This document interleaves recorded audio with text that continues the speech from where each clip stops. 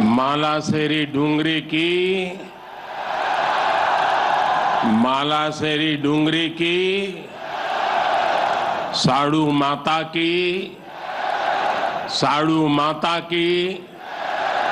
सवाई भोज महाराज की देवनारायण भगवान की साड़ू माता गुर्जरी की ई तपोभूमि महादानी बगड़ावत सुरवीरारी कर्मभूमि और देवनारायण भगवान री जन्मभूमि मालासेरी डूंगरी ने मारो प्रणाम।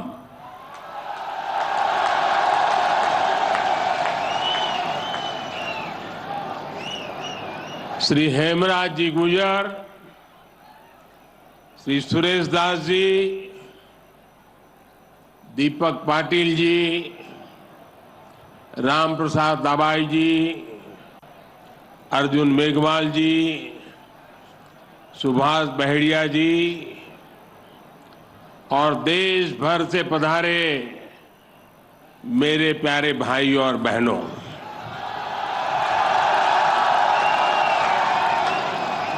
आज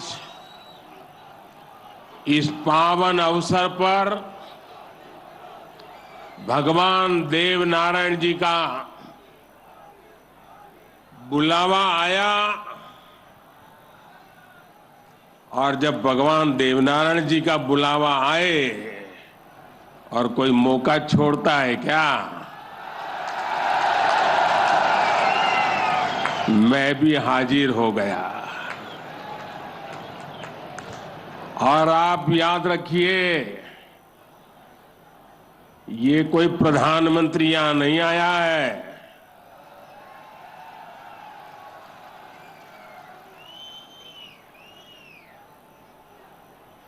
मैं पूरे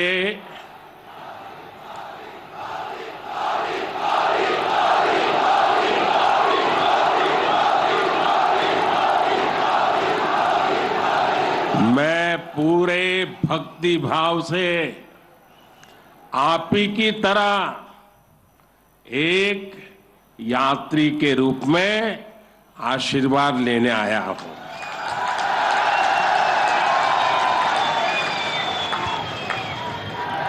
अभी मुझे यज्ञशाला में पूर्णाहुति देने का भी सौभाग्य मिला। मेरे लिए ये भी सौभाग्य का विषय है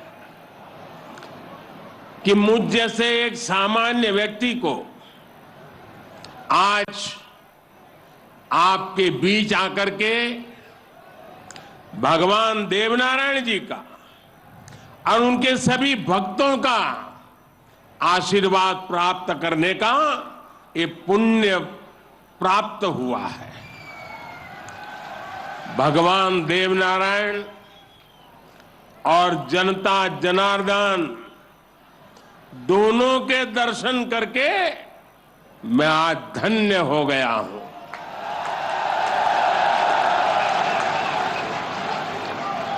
देश भर से यहां पधारे सभी श्रद्धालुओं की भांति मैं भगवान देवनारायण से अनवरत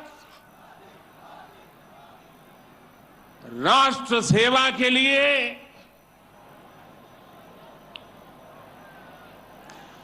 गरीबों के कल्याण के लिए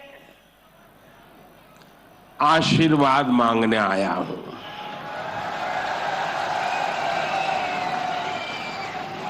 साथियों, ये भगवान देवनारायण का 1111वां अवतरण दिवस है। सप्ताह भर से यहां इससे जुड़े समारोह चल रहे हैं। जितना बड़ा ये अवसर है, उतनी ही भव्यता, उतनी दिव्यता, उतनी ही बड़ी भागीदारी गुर्जर समाज ने सुनिश्चित की है। इसके लिए मैं आप सभी को बधाई देता हूं। समाज के प्रत्येक व्यक्ति के प्रयास की सराहना करता हूं। भाइयों और बहनों, भारत के हम लोग हजारों वर्षों पुराने अपने इतिहास, अपनी सभ्यता, अपनी संस्कृति पर गर्व करते हैं। दुनिया की अनेक सभ्यताएं समय के साथ समाप्त हो गई। परिवर्तनों के साथ खुद को ढाल नहीं पाई। भारत को भी भौगोलिक, सांस्कृतिक, सामाजिक और वैचारिक रूप से तोड़ने के बहुत प्रयास हुए, लेकिन भारत को कोई भी ताकत समाप्त नहीं कर पाई। भारत सिर्फ एक भूभाग नहीं है, बल्कि हमारी सभ्यता की, संस्कृति की, सद्भावना की, संभावना की एक अभिव्यक्ति है। इसलिए आज भारत अपने वैभवशाली भविष्य की नींव रख रहा है। और जानते हैं, इसके पीछे सबसे बड़ी प्रेरणा, सबसे बड़ी शक्ति क्या है? किसकी शक्ति से, किसके आशीर्वाद से? भारत अटल है, अजर है, अमर है। मेरे प्यारे भाइयों और बहनों, ये शक्ति हमारे समाज की शक्ति है। देश के कोटि कोटि जनों की शक्ति है। भारत की हजारों वर्षों की यात्रा में समाज शक्ति की बहुत बड़ी भूमिका रही है। हमारा ये सौभाग्य रहा है कि हर महत्वपूर्ण काल में हमारे समाज के भीतर से ही एक ऐसी ऊर्जा निकलती है जिसका प्रकाश सबको दिशा दिखाता है, सबका कल्याण करता है। भगवान देवनारायण भी ऐसे ही ऊर्जा पुंज थे, अवतार थे, जिन्होंने अत्याचारियों से हमारे जीवन और हमारी संस्कृति की रक्षा की। देह रूप में मात्र 31 वर्ष की आयु बिताकर जनमानस में अमर हो जाना सर्वसिद्ध अवतार के लिए ही संभव है। उन्होंने समाज में फैली बुराइयों को दूर करने का साहस किया, समाज को एकजुट किया, समरसता के भाव को फैलाया। भगवान देवनारायण ने समाज के विभिन्न वर्गों को साथ जोड़कर आदर्श व्यवस्था कायम करने की दिशा में काम किया। यही कारण है कि भगवान देवनारायण के प्रति समाज के हर वर्ग में श्रद्धा है, आस्था है। इसलिए भगवान देवनारायण आज भी लोक जीवन में परिवार के मुखिया की तरह हैं। उनके साथ परिवार का सुख दुख बांटा जाता है। भाई और बहनों, भगवान देवनारायण ने हमेशा सेवा और जन कल्याण को सर्वोच्चता दी। यही सीख, यही प्रेरणा लेकर हर श्रद्धालु यहां से जाता है। जिस परिवार से वे आते थे, वहां उनके लिए कोई कमी नहीं थी, लेकिन सुख सुविधा के बजाय उन्होंने सेवा और जन कल्याण का कठिन मार्ग चुना। अपनी ऊर्जा का उपयोग भी उन्होंने प्राणी मात्र के कल्याण के लिए किया। भाई और बहनों, भला जी भला, देव भला।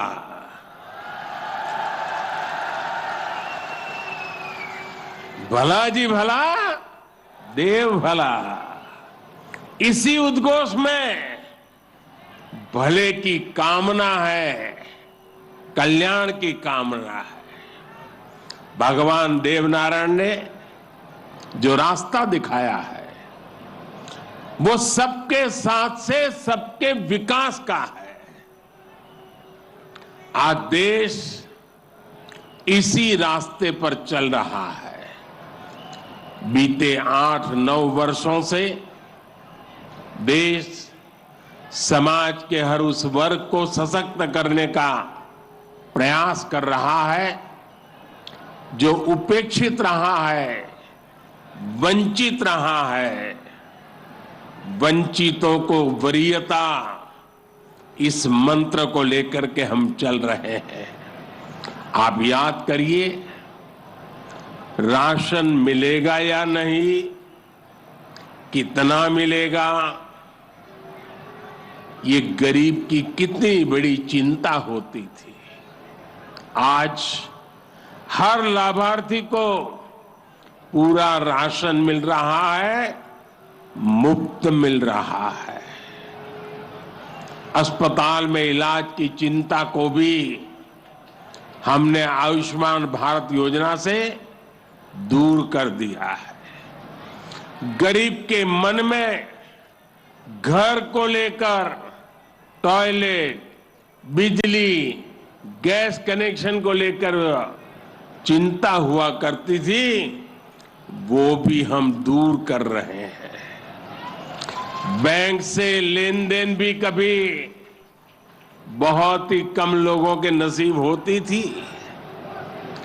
आज देश में सभी के लिए बैंक के दरवाजे खुल गए हैं।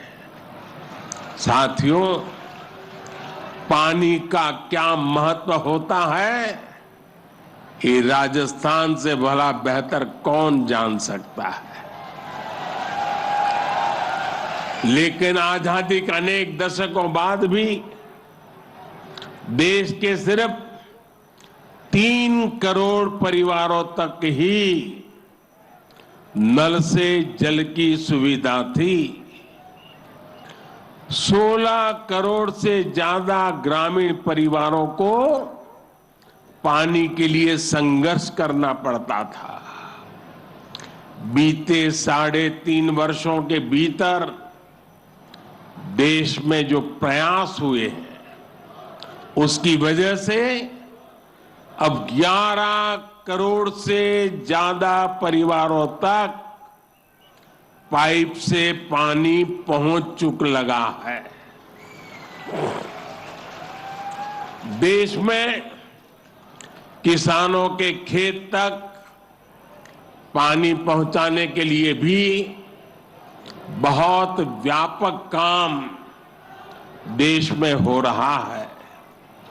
सिंचाई की पारंपरिक योजनाओं का विस्तार हो या फिर नई तकनीक के सिंचाई, किसान को आज हर संभव मदद दी जा रही है। छोटा किसान जो कभी सरकारी मदद के लिए तरसता था, उसे भी पहली बार पीएम किसान सम्मान निधि से सीधी मदद मिल रही है। यहां राजस्थान में भी किसानों को पीएम किसान सम्मान निधि के तहत 15,000 करोड़ रुपए से अधिक सीधे उनके बैंक खातों में भेजे गए हैं। साथियों, भगवान देवनारायण ने गौ सेवा को समाज सेवा का, समाज के सशक्तिकरण का माध्यम बनाया था। बीते कुछ वर्षों से देश में भी गौ सेवा का ये भाव निरंतर सशक्त हो रहा है।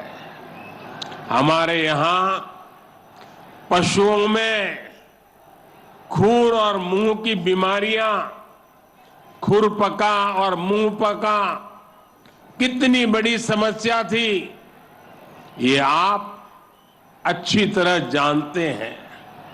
इससे हमारी गायों को, हमारे पशुधन को मुक्ति मिले, इसलिए देश में करोड़ों पशुओं के मुफ्त टीकाकरण का बहुत बड़ा अभियान चल रहा है। देश में पहली बार गौ कल्याण के लिए राष्ट्रीय कामधेनु आयोग बनाया गया है। राष्ट्रीय गोकुल मिशन से वैज्ञानिक तरीकों से पशुपालन को प्रोत्साहित करने पर बल दिया जा रहा है। पशुधन हमारी परंपरा, हमारी आस्था का ही नहीं, बल्कि हमारे ग्रामीण अर्थतंत्र का भी मजबूत हिस्सा है। इसलिए पहली बार पशुपालकों के लिए भी किसान क्रेडिट कार्ड की सुविधा दी गई है। आज पूरे देश में गोवर्धन योजना भी चल रही है। ये गोबर सहित खेती से निकलने वाले कचरे को कंचन में बदलने का अभियान है। हमारे जो डेयरी प्लांट है, वे गोबर से पैदा होने वाली बिजली से ही चले, इसके लिए भी प्रयास किए जा रहे हैं। साथियों, पिछले वर्ष स्वतंत्रता दिवस के अवसर पर मैंने लाल किले से पंच प्राणों पर चलने का आग्रह किया था। उद्देश्य यही है कि हम सभी अपनी विरासत पर गर्व करें, गुलामी की मानसिकता से बाहर निकले और देश के लिए अपने कर्तव्यों को याद रखें। अपने मनुष्यों के दिखाए रास्तों पर चलना और हमारे बलिदानियों, हमारे शूरवीरों के शौर्य को याद रखना भी इसी संकल्प का हिस्सा है। राजस्थान तो धरोहरों की धरती है। यहां सृजन है, उत्साह और उत्सव भी है, परिश्रम और परोपकार भी है, शौर्य यहां घर घर के संस्कार है। रग राग राजस्थान के पर्याय है। उतना ही महत्व यहां के जन जन के संघर्ष और संयम का भी है। ये प्रेरणा स्थली भारत के अनेक गौरवशाली पलों की, व्यक्तित्व की साक्षी रही है। तेजासी से बाबूजी तक गोगा जी से रामदेव जी तक, बप्पा रावल से महाराणा प्रताप तक, यहां के महापुरुषों, जननायकों, लोक देवताओं और समाज सुधारकों ने हमेशा देश को रास्ता दिखाया है। इतिहास का शायद ही कोई कालखंड है जिसमें इस मिट्टी ने राष्ट्र के लिए प्रेरणा न दी हो। इसमें भी गुर्जर समाज शौर्य, पराक्रम और देशभक्ति का पर्याय रहा है।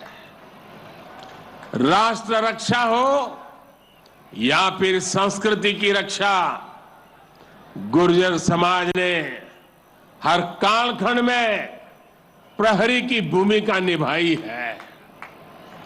क्रांतिवीर भूप सिंह गुर्जर, जिन्हें विजय सिंह पथिक के नाम से जाना जाता है, उनके नेतृत्व में बिजोलिया का किसान आंदोलन आजादी की लड़ाई में एक बड़ी प्रेरणा था। कोतवाल धन सिंह जी और जोगराज सिंह जी ऐसे अनेक योद्धा रहे हैं जिन्होंने देश के लिए अपना जीवन दे दिया। यही नहीं, राम प्यारी गुर्जर, पन्ना धाय जैसी नारी शक्ति की ऐसी महान प्रेरणाएं भी हमें हर पल प्रेरित करती है। ये दिखाता है कि गुर्जर समाज की बहनों ने, गुर्जर समाज की बेटियों ने कितना बड़ा योगदान देश और संस्कृति की सेवा में दिया है। और ये परंपरा आज भी निरंतर समृद्ध हो रही है। ये देश का दुर्भाग्य है कि ऐसे अनगिनत सेनानियों को हमारे इतिहास में वो स्थान नहीं मिल पाया जिसके वो हकदार थे, जो उन्हें मिलना चाहिए था। लेकिन आज का भारत, नया भारत, बीते दशकों में हुई उन भूलों को भी सुधार रहा है। अब भारत की संस्कृति और स्वतंत्रता की रक्षा के लिए भारत के विकास में जिसका भी योगदान रहा है, उसे सामने लाया जा रहा है। साथियों, आज ये भी बहुत जरूरी है कि हमारे गुर्जर समाज की जो नई पीढ़ी है, जो युवा है, वो भगवान देव नारायण के संदेशों को, उनकी शिक्षाओं को और मजबूती से आगे बढ़ाएं। ये गुर्जर समाज को भी सशक्त करेगा और देश को भी आगे बढ़ाने में इससे मदद मिलेगी। साथियों, 21वीं सदी का ये कालखंड भारत के विकास के लिए, राजस्थान के विकास के लिए बहुत अहम है। हमें एकजुट होकर देश के विकास के लिए काम करना है। आज पूरी दुनिया भारत की ओर बहुत उम्मीदों से देख रही है। भारत ने जिस तरह पूरी दुनिया को अपना सामर्थ्य दिखाया है, अपना दमखम दिखाया है, उसने शूरवीरों की इस धरती का भी गौरव बढ़ाया है। आज भारत दुनिया के हर बड़े मंच पर अपनी बात डंके की चोट पर कहता है। आज भारत दूसरे देशों पर अपनी निर्भरता कम कर रहा है। इसलिए ऐसी हर बात जो हम देशवासियों की एकता के खिलाफ है, उससे हमें दूर रहना है। हमें अपने संकल्पों को सिद्ध कर दुनिया की उम्मीदों पर खरा उतरना है।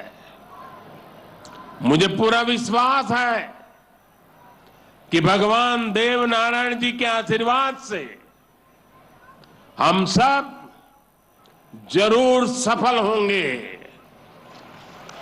हम कड़ा परिश्रम करेंगे, सब मिलकर के करेंगे।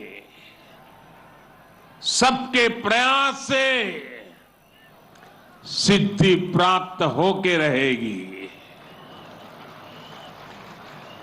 और ये भी देखिए कैसा संयोग है, भगवान देवनारायण जी का 1111वां अवतरण वर्ष। उसी समय भारत की G20 की अध्यक्षता, और उसमें भी भगवान देवनारायण का अवतरण कमल पर हुआ था।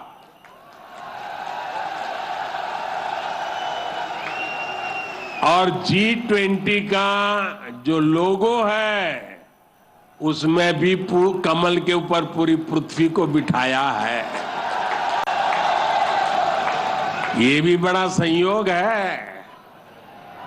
और हम तो वो लोग हैं जो पैदाइशी कमल के साथ हुई है।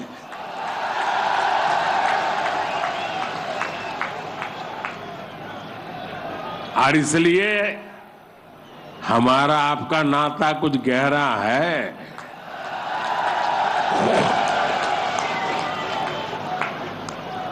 लेकिन मैं पूज्य संतों को प्रणाम करता हूं, इतनी बड़ी तादाद में यहां आशीर्वाद देने आए हैं। मैं समाज का भी हृदय से आभार व्यक्त करता हूं कि एक भक्त के रूप में मुझे आज यहां बुलाया, भक्ति भाव से बुलाया। ये सरकारी कार्यक्रम नहीं है, पूरी तरह समाज की शक्ति, समाज की भक्ति, उसी ने मुझे प्रेरित किया और मैं आपके बीच पहुंच गया। मेरी आप सबको अनेक अनेक शुभकामनाएं हैं। जय देव दरबार, जय देव दरबार, जय देव दरबार।